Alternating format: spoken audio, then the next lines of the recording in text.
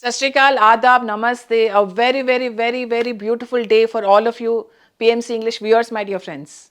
This is Parinita Patri, and I'm here in front of you with a new episode of Spiritual Glossary. I hope everyone is enjoying this series, my dear friends. We have talked about so many words, so many spiritual words. We talk about these words, but do we really know the meanings, inner meanings of each and every word? Do we go to the depth of each and every word, then speak about it? That is what this entire series is all about, my dear friends. To really understand the meaning, to go to the depth of each and every word, to know what we are talking about, to know what is coming out of our mouth, which is very important, isn't it?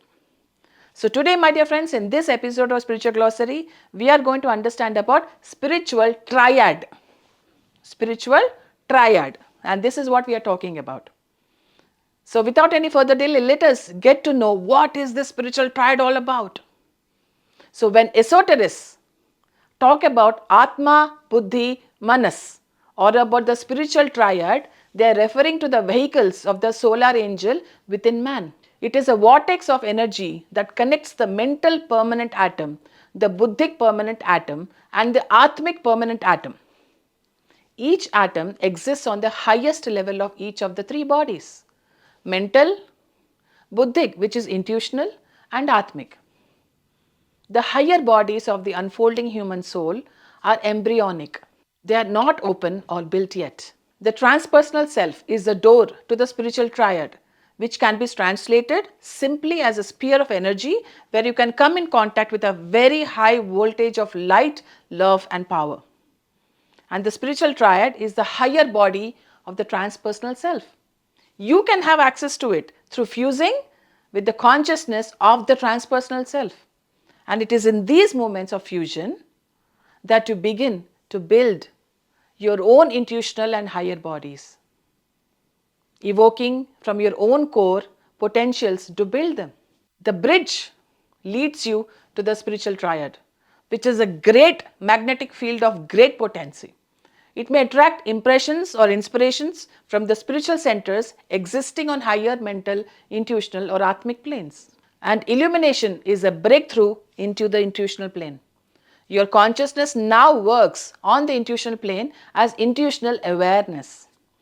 It is at this stage that you can use your higher senses constructively and with full responsibility. And on this plane, the human soul works with pure will, pure love, and pure light. And these three are called the spiritual triad, my dear friends, in the ancient wisdom. When our awareness is focused in the spiritual triad, our astral and mental senses unfold, bloom, and work in the right way. And the spiritual triad is a higher mechanism through which the monad or the true self expresses itself as willpower, pure love, and creative light. And the spiritual triad is a body or a mechanism, as is the physical body that we are using. And after a person proves that he can live in joy and be an embodiment and a fountain of joy, he is allowed to penetrate into the sphere in which bliss and ecstasy are found. And this sphere in esoteric language is called the spiritual triad, my dear friends. And the spiritual triad is a domain of infinity where there is synthesis, there is purpose, and there is will. So this is today's term or phrase or word that you want to call. It's a beautiful thing to learn and understand, my dear friends.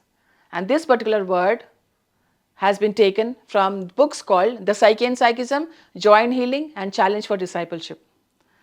So I hope you're enjoying this series of episodes called Spiritual Glossary, my dear friends. I'll see you again next time. Till then, take care of yourself, practice ahimsa, and kindly live on plant-based food. Namaste.